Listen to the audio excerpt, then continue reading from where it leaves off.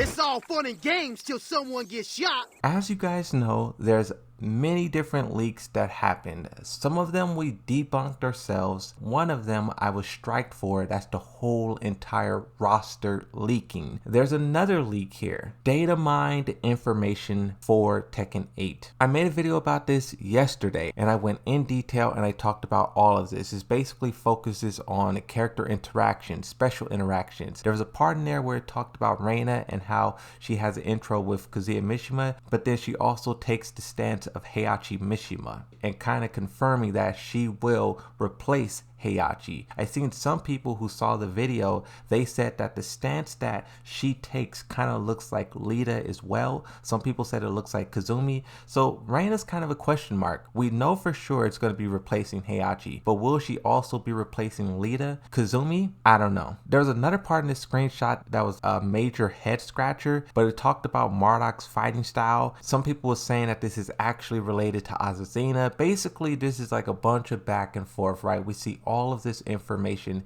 and we kind of can verify that it's true because in a weird way all of these leaks tie together. The new thing that we're talking about today, Harada finally responded, and the response to this is like crazy. It's crazy. Okay, so look, he says, I'm aware that there were some minor information leaks. The fact that he says minor information leaks, it makes me assume that he's not talking about the character select screen, which I believe is still true, 100% true. If it was fake, they would have never striked me for it. So I think that is true, and also it's not minor. That's one of the biggest leaks that Tekken has ever had. I'm thinking he's talking about the one that's brand new, the one that talks about Marduk and intros and all that stuff. It says they contain old information that has already been changed or deleted. Not only that, but the source of the leak has mostly been identified. So these two sentences is crazy, bro. I love this. Okay, so look, a lot of the information has been changed or deleted. This would explain why Marduk is here. I was assuming that Marduk is either being put into the game or he's being taken out. And looking at Harada's tweet, he's probably being taken out of the game. What he means about stuff being changed or deleted as it applies to everything else, like the intros, I mean, I don't know. I feel like the intros is not something that you can change. The game is so far ahead in development. It's predicted to release in 7 months. Now the second sentence where he says, not only that, but the source of the leaks has been mostly identified. This is what I wanted. I get so much flack for talking about the leaks. People say Moonsault is the leaker, but I'm not the leaker. I'm just the person who's reporting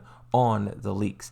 I wonder, just like all of you, who's the source of this? Is it a developer? Is it a rogue content creator? I think back to when the beta character select screen leaked months ago. I always wondered who took that picture. A bunch of content creators was invited to play the game, and then after you have a screenshot leak out to the world. What is that about? He says the information that is currently leaked is only given to organizations that dare to be involved in debugging and localization. It kind of sounds like he's saying that the information that's being leaked is given to other, like maybe branches of Bandai Namco or other companies, but maybe that's who's leaking it. Like, just as an example, this is just an example. You know how Akira is working on the netcode? I'm pretty sure Akira has a lot of the same information that we're looking at right now. There's probably another company just like that who's doing something else for Bandai Namco, and maybe one of their employees is leaking it. Here's where it gets really interesting. The next leak will identify the individual leaker. We have set up different parts of the ROM